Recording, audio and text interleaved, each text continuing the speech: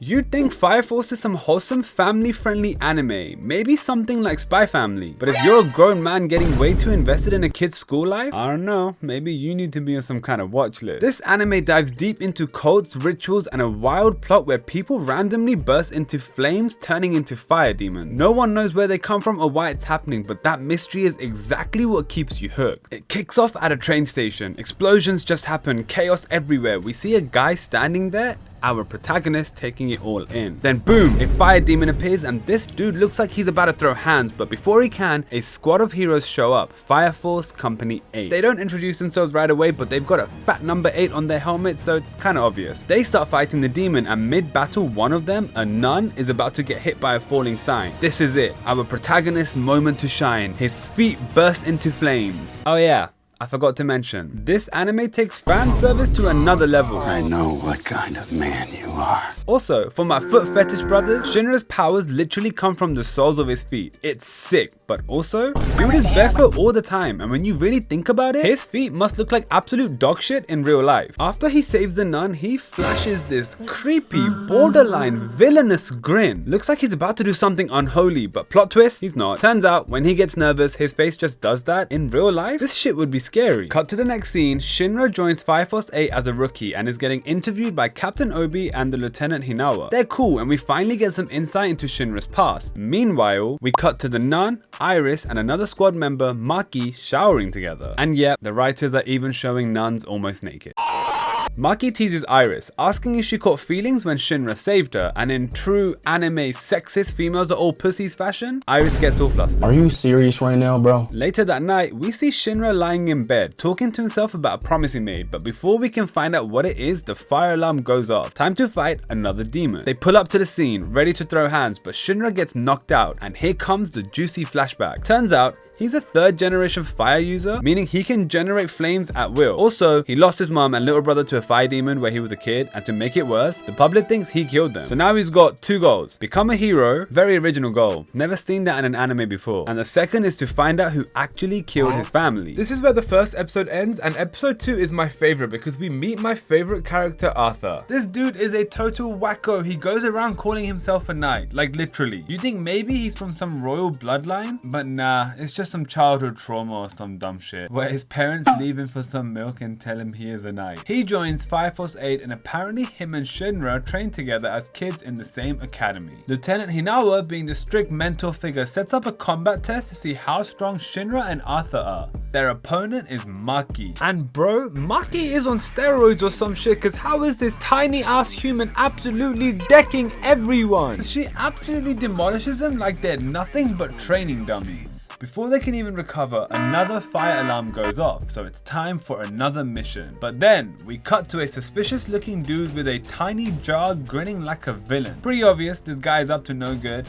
He causes an explosion, making a creepy flame smile in the sky. The squad doesn't think too much about it, because you know, it's normal to see smiling flames in the sky. And they just focus on fighting the demon. The demon is literally chilling in a chair like he doesn't have a care in the world. Next episode, we get a little lore drop about the world. Tokyo is basically the only safe place left, protected by 8 different Fire Force squads, each funded by corporations. One of them is called Hajima Industries, and they are basically super sketchy and really corrupt. Then we get to the Rookie Fire Soldier game. It's supposed to be a fun little competition for new recruits, but of course things go sideways fast, and mid-event Shinra runs into the guy from the explosion. You know, like Orochimaru Naruto messing with the Chunin exam? His name is Joker, and he's here just to cause drama. And side note, there is a really hot scene where Joker just says his name repeatedly. Shit gets you excited. Joker casually whoops Shinra like it's nothing, then drops a bombshell. Your brother is alive. Shinra's whole life has been a lie, or maybe Joker's lying. Spoiler, he's not. Joker then vanishes, and Shinra and another recruit from Fire Force Group 1, Tamaki, barely escape. But before Shinra can even process what just happened, they get intercepted by the captain of Fire Force Company 1, Burns. I don't know if you noticed, but it's the same dude from Shinra's childhood memories, the guy who was at the scene when his family died, so it's kind of cool. And Shinra has a million questions, but no time to ask them. I hate this scene because, like, bitch, ask him. What are you doing, you stupid donkey? Fast forward to episode 4 and we basically confirm that demons are man-made by these little bugs. And because we see a scene where some ex-Fire Force member on trial transforms into one after a bug and goes around doing evil shit. Shinra tries to stop him, but then we meet the captain of Company 5. She's a good guy, but also not really. You know when someone is a good guy, but looks like not a good guy, but is really a good guy? She's that guy. She wants to take the demon for research, but we know she's about to do some weird, unethical stuff to this demon. Shinra tries stopping her, but her Conqueror's haki is too strong, so he realizes pretty soon that he is a weak bitch. And the episode ends off with her just taking the demon. Next episode, Iris the nun sneaks off to Company 5's base, and we get her backstory. She and the captain of Company 5 grew up together in a church, but everyone else in the group burned to death. Trauma turned the captain into a ruthless scientist who doesn't give a damn about demons. So she ends up kidnapping Iris, and Company 8 rolls up to rescue her. Shinra has a one-on-one fight with the captain, uses talk no jutsu and beats her up just enough to save her. And then, plot twist, she falls in love with him. Literally a Luffy and Boa Hancock moment. But the big deal here is that now Companies 5 and 8 are teaming up to figure out who's creating the demons. After their alliance with Captain Hibana and Company 5, Shinra, Arthur and a few others go undercover to Company 1's area. The plan? To find out if someone in their ranks is turning people into demons. There's some rumors going around. They meet Captain Burns, and Shinra challenges him to a fight, saying if he wins, he gets to ask him a question. It's a bit of a brain dead approach, like just ask him the question bro, he has to say something. Burns absolutely destroys Shinra, like Kakashi bullying Team 7 in Naruto. The lieutenants of Group 1 fight the others. The people you need to know are Kareem and Rekka. The third one is so irrelevant, I don't even know his name. After Shinra and his friend's humiliation ritual, there's an emergency with more demons in the area, but this is in District 1's area, and I forgot to mention, it's kind of like turf wars in Tokyo. If there's an issue in your area, then your area's squad is meant to solve it. Other squads cannot get involved on their own, kind of like gang wars or some shit. So during the emergency in Area 1, Arthur and Shinra discover a suspicious bug. Turns out, this bug is being used to transform people into demons. I'm pretty sure I said that earlier in this video that they use bugs. I don't know, I can't remember. Lieutenant Kareem, who has music-based powers, pussy, catches them snooping but ends up helping them. He suspects another Lieutenant Rekka is behind the scheme, and well, he is not wrong, because now it's time to switch scenes, where Rekka, the classic crazy cult guy, is using Tamaki to lure kids for experiments. And side note, Tamaki is just a donkey. She has no idea that Rekka is a villain, but when Rekka starts turning kids into demons, she realizes, and this is where Shinra steps in. Him and Rekka have a fight. We learn Rekka is a part of a cult called the Evangelist, whose goal is literally to burn the world. Shinra does win, but before Rekka can spill the beans,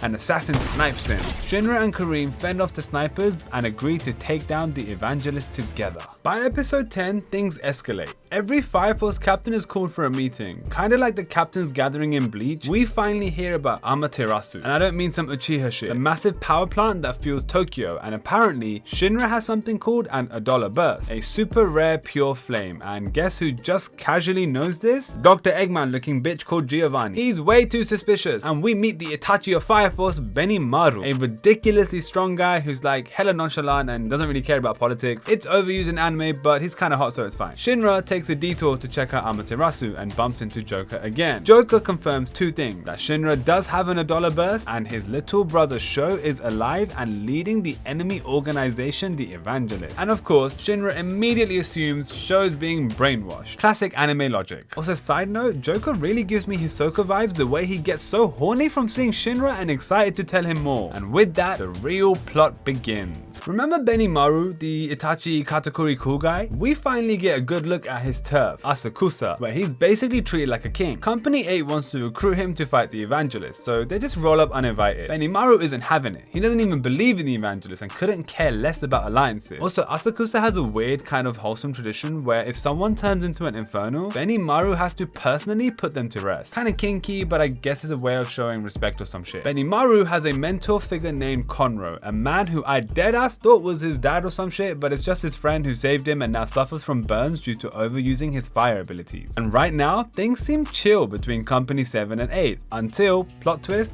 Benimaru overhears Obi and Hinawa talking about turning people into infernals. Shit, man. Does this mean Company 8 is evil? Nah, turns out the Evangelist goons have shape-shifting abilities and are framing them. Kinda like Himiko when she gets blood horny to transform and confuses people. Benimaru, being the Gojo of Tokyo, starts beating the crap out of Obi. But then Asakusa is suddenly overrun with many infernals, and Benimaru is like, shit, I gotta prioritize saving the city and it's gonna deal with Company 8 later. Wait, does Benimaru not look kinda like Toji? Eventually the truth comes out, the Evangelists were the evil shape-shifting bastard. Toji realizes Company 8 are the good guys and they finally team up. Meanwhile, Shinra and Arthur fight off some Evangelist agents in a true Goku and Vegeta before teamwork moment where they keep messing up until they finally sync up. They take down an enemy, but then one of the Evangelists transforms into an upper rank infernal demon. Like the upper ranks from Demon Slayer. Benimaru, being the absolute monster that he is, steps up and completely obliterates the demon with his strongest move, and with that, Company 7 and 8 officially join forces against the Evangelist. And here is a quick little breakdown of the Evangelist's ranking system. At the top is the Evangelist. Below them are the Knights of the Ashen Flame, which include Yona, Arrow, and their commander Sho, Shinra's brother. When they learn Shinra has an Adola Burst, a legendary pure flame ability, Sho gets all blood horny and says he wants Shinra's abilities at any cost.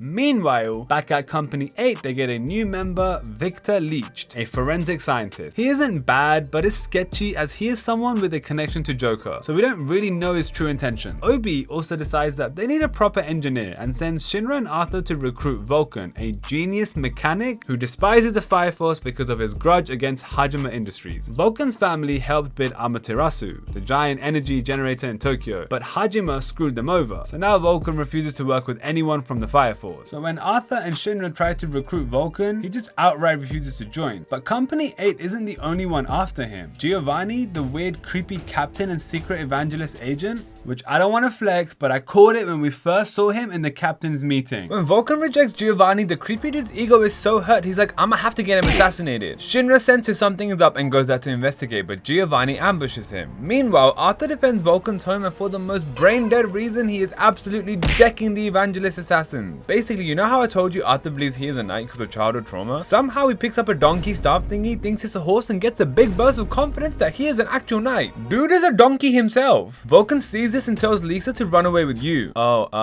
Lisa and you are the people who are living with Vulcan, and I forgot to say earlier. Lisa does the most 180 plot twist betrayal backstabbing thing ever and beats Vulcan up. Vulcan is like, huh?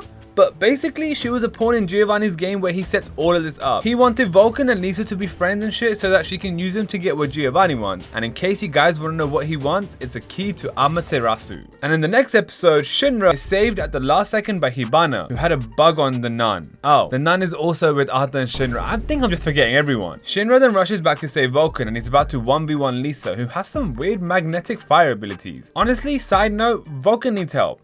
Dude is seeing Lisa hit everyone, do evil shit, and still looks at her like she can be saved. Huh? But Shinra is only able to beat Lisa because Vulcan has a trap that messes with her magnetic fire, so she can't really fight back properly. So Shinra has saved the day, kind of. As here's where things get serious. Shinra's Adola link activates because Sho is nearby. This shit got me more excited than when Sakura thought she was equal strength to Sasuke and Naruto. They have a stare off. Sho looks like a 10-year-old. I don't know why I thought dude was gonna be looking like the Furrow from Full Metal. The brothers are about to fight, but Sho absolutely gaps Shinra, no contest. Dude is toying around with his older bro. Is kind of sad to watch because Shinra's trying to see the good in his brother. Honestly, pause. Now that I think about it, this anime is hopeless blind love, cult psychopaths, and fan service, but I do love it. Not the fan service, that's haram. Shinra gets beaten, but out of nowhere, Leak pulls up in a car and rescues him and everyone. Dude tries to drive off, but Sho teleports in front of the car, but just before Sho is about to Kamehameha them, freaking Joker comes out of nowhere and stops him, and starts saying shit like, it's too early for you to take Shinra. And I know one of you is wondering who's stronger. Well, they are equal. They both just land minor cuts on each other, and that's about it. Now Shinra and the others are at a hospital, and Vulcan has joined the crew, but still wants Lisa back. Next episode, Obi realizes Shinra and Arthur need serious training, so he sends them to Benimaru. What follows is a classic anime training arc. Shinra masters his flames, Arthur gets way better with the sword, and we move on. Leak then finds out that the Evangelist is based in an underground area called the Nether, a forbidden subway network beneath Tokyo. Company 8 storms in, but the Evangelist is ready. It's kind of like a whole smokescreen bullshit going on, and they all get separated, which then leads them all to have separate 1v1 fights. And spoiler, they all win, but Shinra and Sho's fight is a masterpiece. I'm gonna pause the video here, kind of forgot important information. The Evangelists are making people turn into infernal demons through bugs. These bugs are what makes them all go batshit crazy, but basically this reason kind of changes in season 2, and that will be in the next video, so make sure to like this one and comment if you want a part 2. Sho has a broken ability. He can slow down time by accessing the Adola realm. Shinra at first stands no chance, but through their shared Adola link, he begins to understand how the ability works. Eventually he adapts, lands some solid hits, and gets through to Sho with a classic talk no jutsu speed. Sho even cries like a little bit, but he's literally 10, so I guess it's fine. But before he can turn fully good, the Evangelist takes control of him and spirits him away. Shinra is severely wounded but is saved by Kayoko Hwang, the captain of Company 6 who has powerful healing abilities. Then the final episode begins, and it's when Shinra is able to finally confront Burns and ask him about his past. We find out that Sho is responsible for turning his mum into an infernal when his Adola powers awakened as a kid. Someone with Adola burst is considered to have a pure flame, super overpowered flame, blah blah blah. Burns knew Sho was alive and captured by the Evangelist, but didn't tell Shinra because he didn't want Shinra to get involved with the Adola Evangelist crap. Then the anime ends off with Shinra being all like, damn, my mother was an infernal, so is there a chance I can bring her back to life? Literally, who writes this shit? This anime is becoming like fairy tale with the lack of deaths. How is everyone who is dead and a part of the epic backstory now alive or potentially roaming around and can be saved? Fire Force season 1 is still great overall. Aside from the talk no jutsu, I love it. 10 out of 10. What do you think of it so far? Like and subscribe to help this small ass channel grow. I make anime videos. Tell me which anime you want me to do next. I'm thinking of doing Kingdom and a season 2 to Fire Force if there's enough comments saying to do that.